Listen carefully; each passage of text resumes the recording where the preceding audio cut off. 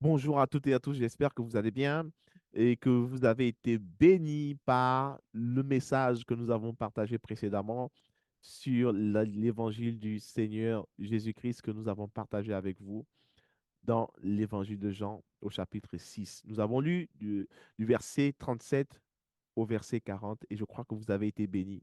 Et si vous avez été bénis, n'oubliez pas, pour liker, partager au maximum sur tous vos réseaux afin qu'un maximum soit béni. Et si vous n'êtes pas encore abonné à ma chaîne YouTube Maxime Oyon TV, je vous invite à vous y rendre et puis à vous abonner et à cliquer sur la petite cloche de notification afin de ne rien rater parce qu'il y a des bonnes choses que le Seigneur va partager avec nous via cette plateforme. J'ai également un compte Instagram. Il suffit de taper mon nom, Maxime Oyon, et vous allez me retrouver. Également sur TikTok, n'hésitez pas, suivez, restez connectés parce que le Seigneur a décidé de délivrer, de libérer et de dépouiller les œuvres des ténèbres qui envahissent les réseaux sociaux. Alors, tous ensemble, je crois que nous allons y arriver parce que le Saint-Esprit a décidé de déployer sa puissance dans le nom puissant de Jésus. Car il est écrit que c'est pour détruire les œuvres du diable que le Fils de l'homme est apparu. Au nom de Jésus, Amen, Amen et Amen. Aujourd'hui, nous allons partager la bonne nouvelle du royaume des cieux. Nous allons partager dans la parole de Dieu qui se trouve dans l'évangile de Jean au chapitre 3 à partir du verset 15. La Bible dit ceci. Ainsi, tous ceux qui croient en moi, en lui, auront la vie avec Dieu pour toujours. Tous ceux qui croient au Fils de l'homme, au Fils de Dieu, auront la vie avec Dieu pour toujours. Ça veut dire que la vie éternelle que nous recevons lorsque nous croyons en Jésus-Christ, le Seigneur nous dit ici que nous l'avons pour toujours. Ce n'est pas une vie que Dieu va nous reprendre, ce n'est pas une vie que l'on va perdre. Donc Dieu nous donne sa vie pour l'éternité. C'est une bonne nouvelle et c'est un engagement excellent que nous pouvons décider de prendre aujourd'hui en nous disant, Seigneur, si tu me donnes ta vie pour toujours, avec l'espoir que tu ne vas pas me la reprendre à cause des erreurs que j'aurai à commettre après, parce que vous allez commettre certainement des erreurs, vous allez commettre des fautes, vous allez vous tromper, mais Dieu ne vous donne pas la vie éternelle pour vous la reprendre après, parce qu'il a dit qu'il a tout donné pour vous. Et donc, si vous décidez de croire au Fils de Dieu, Jésus-Christ de Nazareth, vous avez la vie de Dieu pour toujours. Pour toujours. Amen. C'est ça la bonne nouvelle de l'évangile de Jésus-Christ. Dieu nous donne sa vie pour toujours. Pour toujours. Souviens-toi. Pour toujours, pour toujours, pour toujours, pour toujours. Dis avec moi, pour toujours. Tu peux écrire en commentaire, pour toujours. Amen. Alléluia. Et donc, si nous regardons le verset 16, c'est un verset excellent qui a bouleversé ma vie, qui jusqu'à aujourd'hui continue de m'enseigner, continue de me rappeler que Dieu m'aime beaucoup. C'est un verset qui est le fondement même, je dirais, de, de ma foi en Jésus-Christ. Au travers de ce verset, ma vie a totalement été bouleversée et transformée. Et jusqu'à aujourd'hui, c'est un verset, c'est le verset préféré que j'aime beaucoup dans la Bible. C'est le verset 16 de l'évangile de Jean au chapitre 3. Jean 3, 16, qui dit ceci. Oui, Dieu a tellement aimé le monde qu'il a donné son Fils unique. Ainsi, tous ceux qui croient en lui ne se perdront point loin de Dieu, mais ils vivront avec lui pour toujours.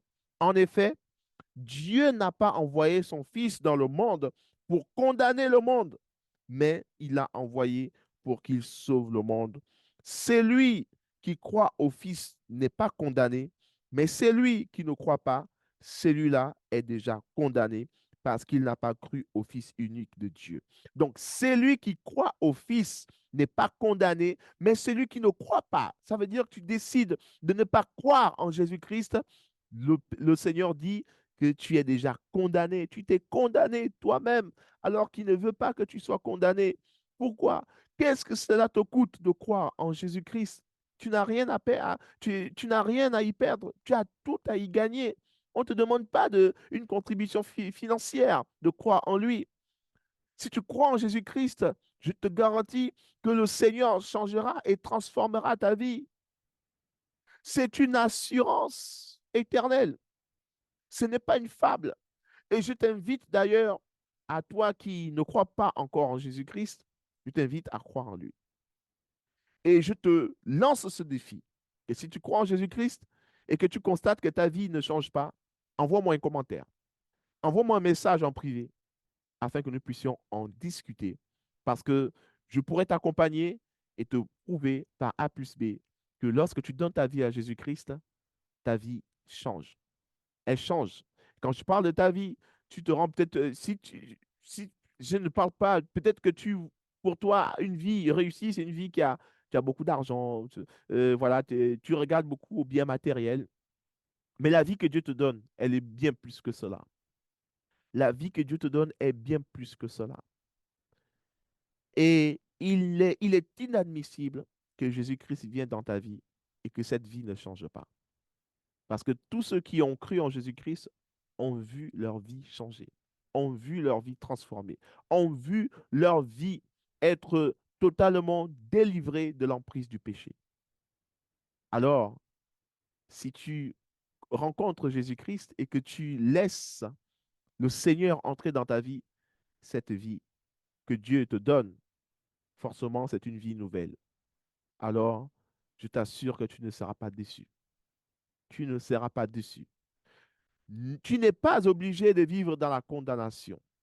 Parce que le Seigneur dit que si tu ne crois pas au Fils de Dieu, alors tu es déjà condamné. Tu n'es pas obligé de partir en enfer parce que simplement tu as décidé de ne pas croire par incrédulité, parce que tu as décidé de ne pas croire au Fils de Dieu. Je ne demande pas de croire en une religion, je demande simplement de croire en Jésus-Christ qui est le Fils de Dieu. La Bible dit ici que Dieu a tant aimé le monde. Le monde ici, c'est toi, c'est moi, c'est tout ce qui nous entoure.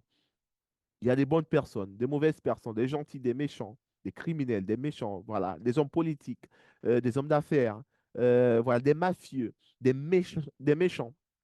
Il y a là-dedans, il y a des gentils, il y a des enfants, des hommes, des femmes, des bébés, voilà, des personnes malades, infirmes, voilà, toute catégorie des personnes.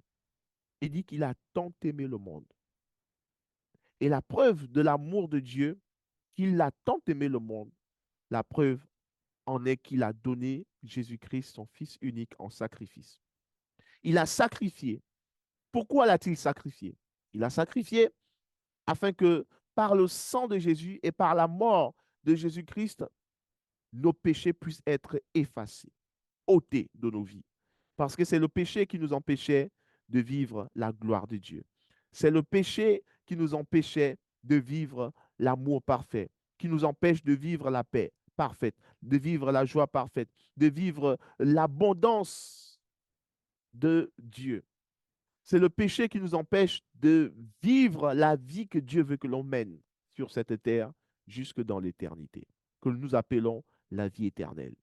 Donc, à cause du péché, nous ne pouvions pas vivre dans l'Éden dans lequel étaient Adam et Ève avant qu'ils ne commettent, avant qu'ils ne désobéissent à Dieu et qu'ils ne mangent du fruit de l'arbre défendu. Mais grâce au sacrifice de Jésus-Christ, aujourd'hui, cela est de nouveau possible en croyant simplement en Jésus-Christ et en le laissant entrer dans nos vies et pour nous permettre de marcher selon la volonté de Dieu. C'est possible. Ça l'a été pour nous, pour moi, pour plusieurs d'entre nous et je crois aussi que c'est possible pour vous. Car Dieu a tant aimé le monde qu'il a donné son Fils unique afin que quiconque croit en lui ne périsse point, mais qu'il ait la vie éternelle. Or, Dieu, en effet, n'a pas envoyé son Fils dans le monde pour juger le monde ou encore pour que le monde soit condamné, mais il a envoyé son Fils dans le monde afin que le monde soit sauvé par lui, afin que le monde soit sauvé par Jésus-Christ. Sauvé de quoi? Sauvé du péché. Dans le péché, on a tout le mal que l'on peut voir dans ce monde. Si ce monde connaît le chaos des guerres, tout le désastre que l'on peut observer, C'est la cause du péché. C'est à cause du péché qui est la désobéissance de l'homme en mangeant du fruit de l'arbre défendu, qui aujourd'hui fait que on puisse être dans tout ce chaos. Mais il n'est pas trop tard parce que Dieu nous aime tellement qu'il a décidé de écrire une nouvelle histoire avec l'humanité. Cette histoire, c'est celle de Jésus-Christ qui est venu engendrer une nouvelle race d'hommes, qui est venu engendrer une nouvelle race d'êtres humains sur cette terre, qui vivent non pas selon leurs œuvres, mais selon les œuvres de Dieu, selon l'Esprit de Dieu, selon l'amour de Dieu, selon la paix, la joie de Dieu, qui marchent conformément à l'Esprit de Dieu sur cette terre. C'est votre partage, c'est ma portion, et Jésus-Christ aujourd'hui veut vous sauver. Jésus-Christ aujourd'hui veut vous délivrer. Jésus-Christ aujourd'hui veut vous guérir. Il veut vous restaurer. Si vous n'avez pas encore cru en Jésus-Christ, je vous invite maintenant à faire cette prière. Père, au nom puissant de Jésus, merci de m'avoir parlé au travers de cette vidéo, au travers de ton serviteur. Merci de m'avoir parlé. Seigneur, j'ai reçu ta parole et je la reçois maintenant dans mon cœur afin que tu puisses venir habiter en moi, que tu puisses venir prendre, Seigneur, élire domicile dans ma vie, que tu puisses venir siéger dans ma vie et que tu puisses manifester ta gloire au travers de moi. Seigneur Jésus, je ne suis qu'un simple pécheur. Maintenant, je donne ma vie, je la donne entre tes mains. Transforme-moi, guéris-moi, restaure-moi et accorde-moi la possibilité de vivre une nouvelle vie, la vie éternelle, que Dieu me donne au travers de ton sacrifice à la croix. Maintenant, je te reçois comme mon Seigneur et mon Sauveur, et je me répands de tous mes péchés. Je te reçois comme mon Seigneur et mon Sauveur maintenant, dans le nom puissant de Jésus. Amen, amen et amen. Si vous avez fait cette prière de tout votre cœur, si c'est pour la première fois, et si c'est même pas pour la première fois que vous l'avez faite, et que vous l'avez faite pour une seconde fois, et en étant sincère, vous êtes né de nouveau. Vous êtes une nouvelle créature, vous êtes une nouvelle personne. Votre vie n'est plus l'ancienne vie que vous viviez. Vous êtes maintenant citoyen du royaume de Dieu. Vous êtes devenu le frère ou la sœur de Jésus-Christ de Nazareth. Le Fils de Dieu, vous êtes un fils de Dieu et vous avez droit au même héritage que Jésus-Christ. Amen, amen et amen. Que le Seigneur vous bénisse. Nous avons terminé notre partage. N'oubliez pas, Dieu, Dieu nous donne sa vie pour toujours. Or, ceux qui croient au Fils de Dieu ont la vie avec Dieu pour toujours. Car Dieu a tant aimé le monde qu'il a donné son Fils, afin que quiconque croit en lui ne périsse point, mais ait la vie éternelle. Que le Seigneur vous bénisse et à très bientôt pour un prochain partage. Bye bye.